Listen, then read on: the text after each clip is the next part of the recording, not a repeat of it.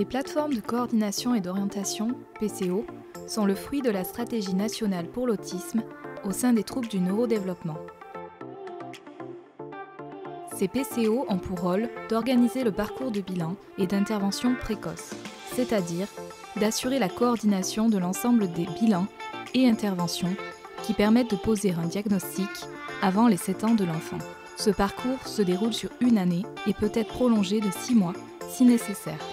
La finalité est donc d'assurer l'accès à une coordination médicale et paramédicale pour tout enfant présentant un écart inhabituel de développement. Ce parcours se structure en plusieurs étapes. Tout d'abord, le repérage. Il se fait par un professionnel de première ligne. Ce peut être un médecin traitant, un enseignant ou encore un assistant maternel qui émet des doutes sur un enfant. En revanche, la formalisation de ce repérage se fera obligatoirement par un médecin. Tout médecin peut utiliser l'outil de repérage établi par la délégation interministérielle à l'autisme.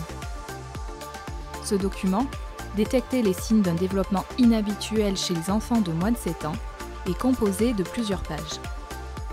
Une partie avec des indicateurs, quel que soit l'âge de l'enfant, facteurs de haut risque de TND et comportements instinctuels, sensoriels, émotionnels particuliers. Une partie avec des signes d'alerte cette fois-ci en fonction de l'âge de l'enfant. Et enfin, une dernière partie administrative correspondant au formulaire d'adressage. Le généraliste ou pédiatre qui remplira ce document pourra l'utiliser dans le cadre d'une consultation complexe qui s'élève alors à 60 €.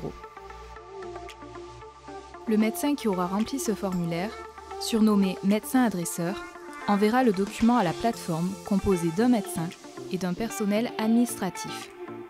Ce sont ces personnes qui se chargeront d'orienter le responsable légal de l'enfant dans son parcours de soins. La PCO orientera en premier lieu vers les acteurs de ligne 2, c'est-à-dire les CAMS, les CMPP, les CMP ou les CESAD, sous réserve de l'accord du responsable légal de l'enfant.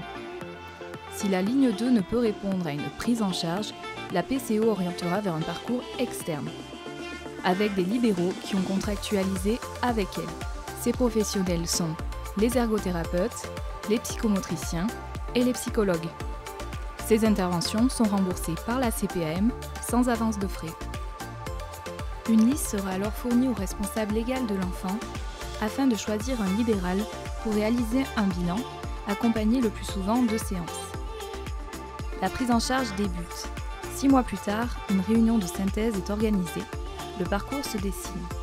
Les professionnels peuvent d'ores et déjà poser un diagnostic ou décider de poursuivre la prise en charge pendant encore 6 mois. Une sortie de plateforme doit alors intervenir au terme d'une année de prise en charge, sauf si le diagnostic n'est pas encore posé. Dans ce cas-là, le financement des soins, appelé forfait d'intervention, est prolongé. À l'issue du dispositif et du diagnostic posé, plusieurs finalités sont envisageables.